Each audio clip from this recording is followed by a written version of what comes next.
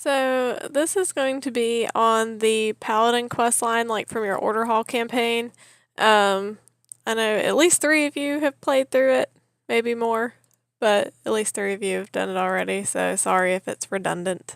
But when I was playing through it, when I was leveling my Paladin, a lot of the story, which obviously they're Paladins and they're very relatable to the Bible in a lot of ways, but the quotes from it were fantastic. So every time I would do like have a cinematic, I'm like, that goes in a Devo. So we're gonna start out with earlier in the quest line.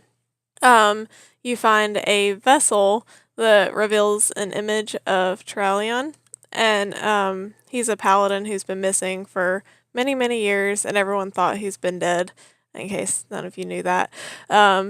And then in the vision, he talks about the army of the light and that it's imperative that you find the prophet because he's the key to the vessel, and then you gather from that he's talking about Prophet Velen, who's the leader of the Draenei.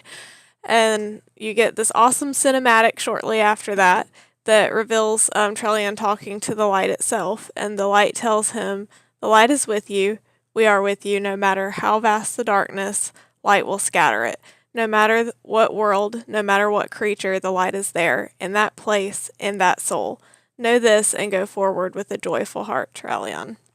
And that quote was like one of my absolute favorites from that because you can take so much from it. And so many times we'll enter a situation in which we may feel all is lost or we're beyond God's help. And we need to remember and sometimes just be reminded that God is with us no matter how dark or vast our situation may seem.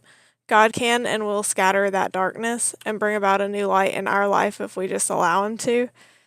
We also need to remember that even if our situation isn't immediately changed, we must be patient and wait on God's perfect timing. That we can know He is with us and go forward with a joyful heart anyway. Psalm 27:1 says, "The Lord is my light and my salvation, so why should I be afraid? The Lord is my fortress, protecting me from danger, so why should I tremble?" And then as the story progresses on, you reach the Exodar to see that the Legion has already started an assault on it, and then you reach Prophet Velen and agree to help push against the assault so that he may aid you as well. And then you hear the leader of that particular assault, Rakesh, taunting Velen, and then Velen says to you that it's no coincidence that Kil'jaeden sent an Eridar to kill his people because he enjoys what Velen calls his creative punishments, using one of his own to attack them. And he informs you that the vessel that you carry is known as Light's Heart, and it's the core of the Naru Prime Zera, and you need a Naru from her lineage to unlock it, which the last of her line is the Naru Oros, which sits in the seat of the Naru in the Exodar. And Velen realizes that this is the whole reason for the Legion assault on the Exodar, and he takes you to the seat of the Naru to try to save Oros from Rakesh. And unfortunately, when you get there, he does destroy Oros, and you have to fight him to the death. And during that combat, Velen has a vision that changes his heart, and he pleads with you to not kill him. But it's too late, and there's no other way. And then Velen starts mourning as his vision had revealed to him that Rakesh was his son that was taken by Kil'jaeden and corrupted and used to attempt to murder him. And then Satan does similar things to us. He will use people that we love to try to bring us down, to use our emotions to get the better of us, or to make us angry and to hurt us, especially when we have loved ones that aren't saved. They might do things like purposely to get to us. And John 10:10 tells us that the thief does not come except to steal, kill, and to destroy. I have come that they may have life, and they may have it more abundantly. And when we return to our order hall, we see another vision of Trellian.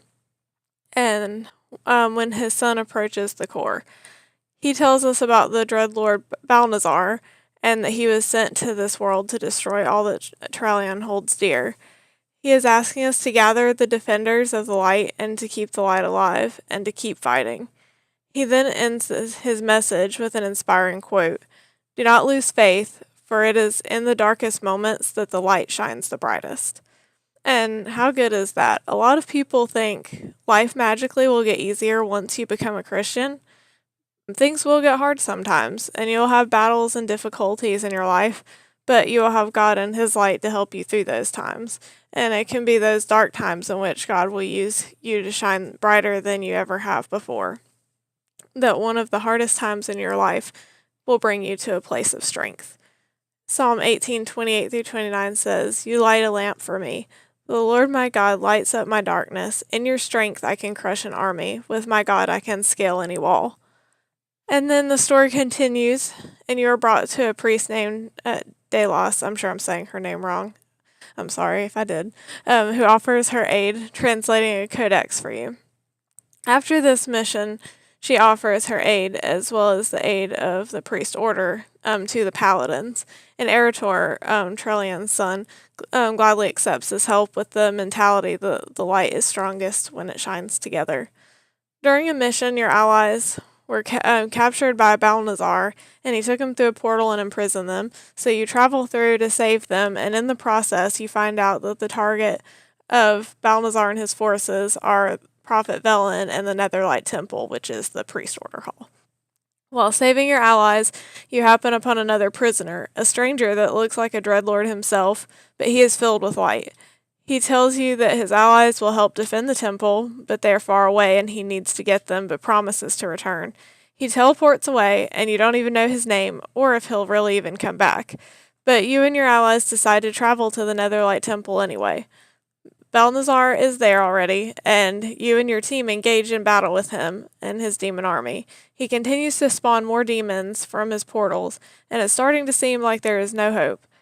As you're seeming to weaken, he continues to taunt you. "Where is your light now, heroes?"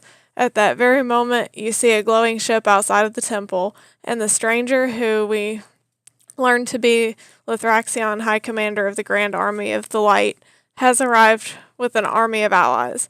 Balnazar falls, and the light has won. You have gained new allies to help you press on in your battle with the Legion.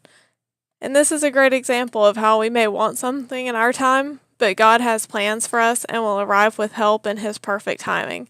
Isaiah 40:31 tells us, "But they who wait for the Lord shall renew their strength. They shall mount up with wings like eagles. They shall run and not be weary, and they shall walk and not faint."